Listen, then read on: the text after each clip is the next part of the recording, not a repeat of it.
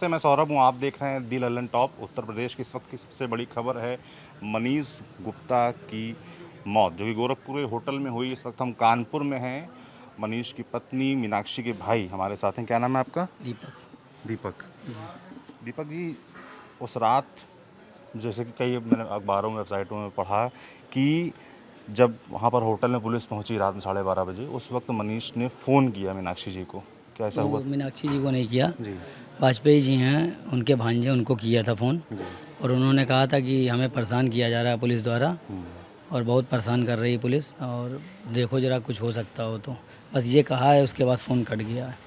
बस इतनी बात हो पाई थी। हाँ, बस 10 सेकंड या 20 सेकंड शायद बात हुई है, इससे ज़्यादा बात नहीं हुई है। अच्छा, और उसके बाद अगली खबर क्या मिली? अगली खबर मिली कि इनके पति इंजर्ड हैं, आप आ जाइए जल्दी से। फिर 4 बजे मृत घोषित करके बताया गया कि मर गए, ख़त्म हो गए। और उसके बाद फिर आप लोग पहुंचे वहाँ पर? कौन कौन गया? हम लोग पहले नहीं पहुँचे हैं। हमारी सिस्टर, हमारे पिताजी, सिस्टर के ससुर साहब और हमारा भांजा, ये 4 लोग पहले गए थे। ये लोग करीबन 11 बजे पहुँच गए थे वहाँ पर गोरखपुर में। एक वीडियो बड़ा वायरल है जिसमें एसपी और डीएम आपके परिवार को ये समझाते दिख रहे हैं कि एफआईआर मत कराइए। क्या हुआ था उस दरमियान? क्या बातचीत थी वो? सर, असल में ये है कि हमारे बहनोई साहब तो मान लीजिए मर्डर हो गया था। वो ये समझा रहे थे कि 6 लोगों की ज़िंदगी ना बर्बाद करिए। बस यही वो समझा रहे थे कि अब 6 लोगों के खिलाफ़ अगर वो केस करेंगे तो 6 लोगों की ज़िंदगी, 6 लोगों के परिवार बर्बाद हो जाएगा। लेकिन मैं यही गुहार करना चाहता हूँ कि उनको 6 लोगों की ज़िंदगी, 6 लोगों के परिवार दिख रहा था, हमारी बहन का परिवार नहीं दिखा। यहाँ पर ये इकलौते थे मनीष भाई, और इनका उन्होंने बहुत बेरहमी से निर्मम हत्या करी गई है। जी, हत्या का आरोप आप लगा रहे हैं। पुलिस हालांकि इससे इनकार कर रही है। पुलिस कल एसपी का वर्जन जो आया उसमें उन्होंने कहा कि पुलिस को हड़बड़ा कर, मतलब पुलिस को देखकर हड़बड़ा गए मनीष और गिर गए, उसमें उनकी चोट लगी और उनकी मौत। सर, अभी रिपोर्ट आ गई है पीएम की, उसमें दिखाया गया कि पीट के मारा गया है। जो भी रिपोर्ट में अभी हमें क्लियरिटी नहीं है, लेकिन हमें जो जानकारी उसके अनुसार मैं आपको बता रहा हूँ।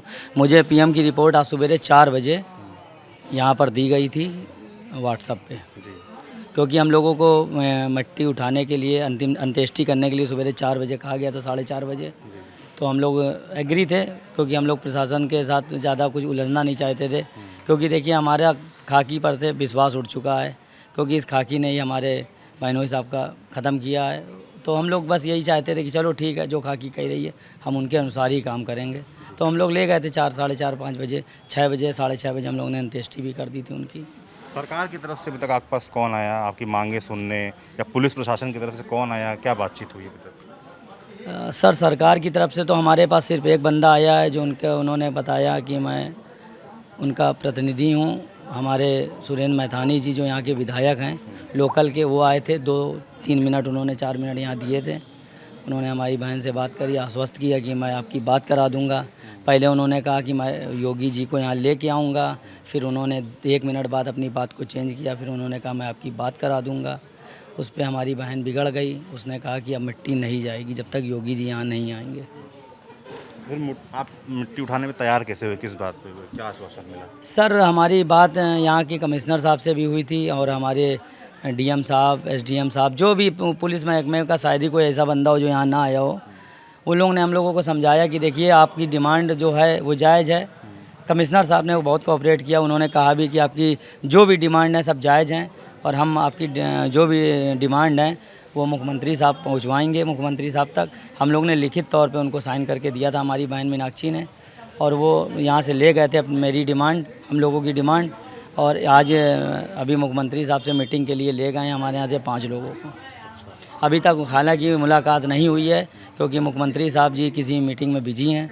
अब देखिए, जब मीटिंग ख़त्म होगी तब मुलाकात होगी। लगभग उनको गए हुए अभी से 3 घंटे हो चुके हैं लगभग। 3 घंटे से मीनाक्षी और आपका परिवार जी वहाँ पर है और इंतजार कर रहा है कि योगी आदित्यनाथ समय दें। उनकी पहले रैली थी, रैली खत्म हुई, उसके बाद वो मिलेंगे। क्या मांगी, क्या मतलब क्या मांगे? मुख्यमंत्री से क्या बात करने वाले हैं? सर, हमारी पहली मांग तो ये है कि हमारे यहाँ हमारी सिस्टर के अलावा यहाँ पर उनका कोई भाई नहीं था, मनीष भाई का। और हमारे जो उनके पिताजी हैं, उनकी उम्र लगभग 63-64 साल है। वो अब काम करने योग्य नहीं है, बीमार रहते हैं आए दिन। तो यहाँ पर उनके लिए रोज़गार की व्यवस्था की जाए, उनको नौकरी दिलाई जाए, पहली डिमांड।